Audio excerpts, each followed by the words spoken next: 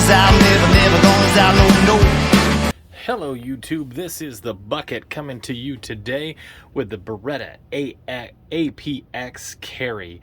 This gun is the third installment of my series, The Good, the Bad, and the Ugly. $150, $250, $350 budget guns. I purchased this gun brand new in the box from Kevin out at Riker here in Wichita, Kansas, to fill in that $350 mark. I did the unboxing, and as you know, this is a striker fired extreme conceal and carry, or what I refer to as a micro carry. That would make it a single stack firearm, which this magazine and the other two that come with it are 8-round magazines, unlike the Taurus G2c, which I did on a video just the other day. You can check that out. Those, as a general rule, come with double stack magazines and come with 10 to 15 rounds dependent on the model that you pick. This is Beretta's first foray into John Moses Browning's short recoil action for locking up the handgun. This is an extremely small, narrow firearm. This is coming in just under an inch at the fattest part. The slide is made out of steel, the barrel more steel, and then the frame is going to be a polymer frame. This comes with Novak rear sights and a single dot. That is the UGD, and the loving that he loves is just that single dot. Now, I do not have the orange UGD loving on this particular firearm. I'm going to be going to the gun range with him. Maybe I'll ask him to doll me up a little bit. This firearm is touted as a modular system, which means there's a chassis right here with the serialized part, which is the gun.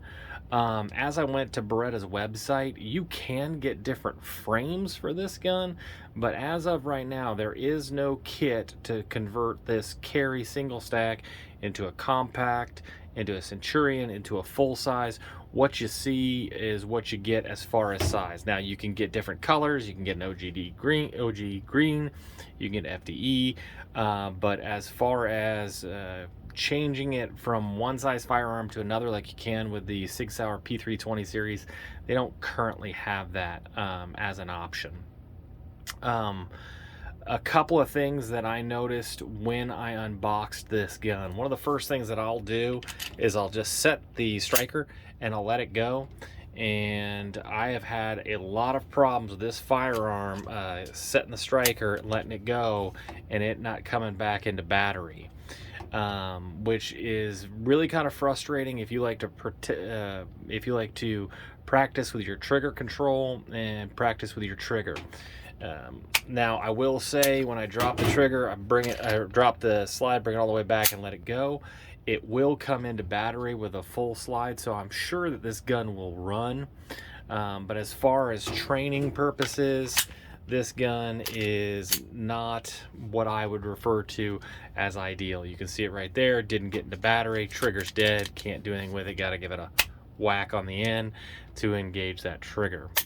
As far as triggers go, somebody brought it up to me in the last video that I did. They brought up the fact I really didn't talk about the trigger. So I will use this to kind of talk about how triggers work. In most striker fired pistols, you're going to have a degree of what we refer to as slop. It's the amount of travel that the trigger will move without really any resistance. And then when you come up to resistance, that's referred to as the wall, and the distance that the gun will, or the trigger will travel before you break and the gun goes pew, is called creep. So if you look at this gun, not much creep, pretty good. When you get into a double action, and this has double strike capacity like I referred to in the last video, you could pull on it and it's going to give you steady pressure all the way to the back. Then you're going to reach that wall again and you're going to have a predictable break. That's what you've got here. This Taurus G2c has actually got a really good trigger, especially when you're comparing that against other inexpensive budget firearms. And one of the things that I like to do is I like to go ahead and practice my trigger pull where I focus on that front sight. And if I can go ahead and pull that trigger all the way through and not have that front sight move too much, I know I'm doing pretty good. So when I take my VP9SK, which is my carry pistol, when I first got it, I was not wild about the trigger. I felt it was a little bit, didn't break very cleanly. But then when I went ahead and I started practicing with it, I found that I fire this gun really, really well. So just because when you do your dry firing, you may or may not like a particular firearm, when you practice with it actually at the range, you will see how it's really going to perform. So in this trigger, it really feels like a double action. The problem that you get into is, so you get it in the battery. Okay. So you go ahead and you pull that trigger and it's stout. The problem I have with this trigger is there's no wall. It just kind of breaks randomly, which makes it kind of hard to predict when the gun's going to go off and make sure that you've got the focus that you need to get that pew on target. Now, I will be honest with you, when I pull this trigger, I can usually get it to hold really, really steady. So while I don't like the way it feels out of the box, I'm excited to get it to the range. I'm excited to give it a try and see how she does. The other problem that I have with this firearm is, and I don't know if this was the design of it, but they really tried to get as low a profile as a gun as they could. So if you notice, there is no disassembly levers or anything on this firearm. So on this G2c, it has a Glock style disassembly, which I'm not wild about, but it is really pretty simple. You just go ahead, you got that gun disassembled. I really like this style, like you have with an HK, MP, MMP, Sig Sauer. You just go ahead and move that lever down, and then just it's disassembled. You don't need to pull a trigger on this one. It's real simple, real tactile, and it reassembles just as easily. Lock it back, drop the slide, you're good to go.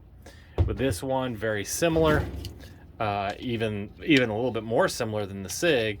You just get ahead, get that on there, rack the slide, she's ready to go. Let's talk about the Beretta in the room. All right, this has no such ease of disassembly, and I'm gonna go ahead and I'm gonna read this to you. This is from the manual. The pistol is designed for quick and simple field stripping and to avoid unintentional disassembly. Reassembly is easy and intuitive. Improper assembly of parts is prevented by the distinctive design.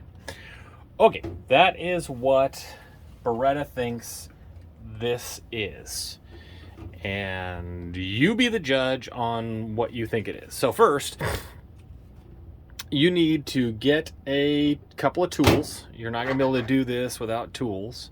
Now, some of them can be relatively simple, so you just go ahead and you push in this little button with they said a pin cap. I'm going to use a pencil because that graphite's not going to hurt my finish. And then you take, now they said you could use a bullet. I tried to use a bullet. I could not get a bullet to work. I watched some guy kind of fumble around trying to use the tongue of the magazine. That did not look good to me. I like to keep the finish of my guns as pretty as possible. And so I just went ahead and used a screwdriver. Now, again, this particular firearm, when I got it out of the box, and now we'll look at the machining, which is really nice, came bone dry, just like that Taurus did. It does have a double recoil, captive recoil spring. I do like that. The barrel is very nice. It is very well treated. It looks like the finish is very nice. It does have a nice shiny feed ramp right there. Putting the slide back together is very simple, as John Moses Browning's designs had a tendency to be. So you get it back to here. Now here's the problem that you get to. This requires a very, very Jenga-esque way of getting things back together, and 3 hands would be very helpful. So if you just try to put this slide on, and I've seen videos on it, it is not going to go in. It does not want to go back. It just says rack this slide, and if you look, I'm not a small fella, but that is not going to do it. And so then I found that when you start to do it, it pops that little striker release back out. So you kind of got to go in here, give her, and you get another pop. And then you kind of go back, and then you get it to right about there. And this is not fun to do on camera, so you guys are going to have to bear with me. And you'll actually feel the spring come back in, and occasionally you'll get lucky, and oh, I didn't get lucky this time. All right, so that time it didn't work. So now I have to go and I have to try again. So I undo it there, get that slide off, that pops back on, that goes that way. They tell me you're supposed to just be able to do it like that, but that won't work. If this is out, that won't work. So I gotta go back in, pop that back in again. Now this is, remember, this is intuitive. This just makes perfect sense to everybody. I don't know who those everybody is. So if I go like this, and I go back in like that, is that gonna work this time? No, it's not. Yep, this is fun, isn't it, guys? Now it says you're supposed to just be able to, from here, maybe go, oh, there, is that it? Did we get it? No, that's not it. So you gotta loosen her back up again, let her back out. Now, yep, that popped again. That's not gonna work. Oh, yep, it popped itself back to the on position, but it's not. See, you can even put a mag in it. It's just, it's locked up. So that's not gonna work. So we're gonna have to pop her back in again, and then let her go again.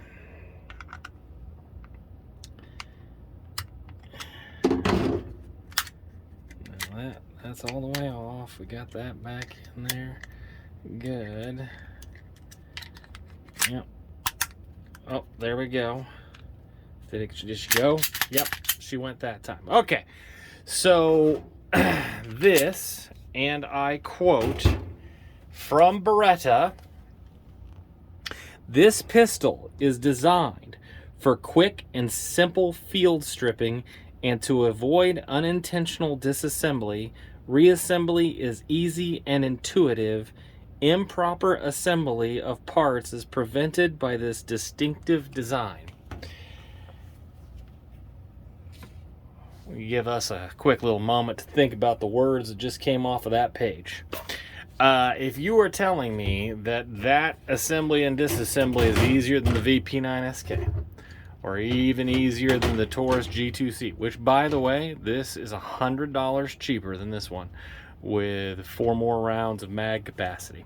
Now, all of this is for what it's worth. None of these are paperweights. All of these are firearms, and we're going to take these to the range this week, and I'm going to go ahead and shoot this gun, and this gun as a control, and the high power, or the high point, and we're going to find out which one of these is the gooderest for your money. This, again, I want to thank each and every one of you guys for watching and supporting my channel. If you liked anything that you saw, please go ahead and hit like. If you have any comments, I'd love to hear what you have to say about this new firearm that I have here. Go ahead and stay classy, YouTube.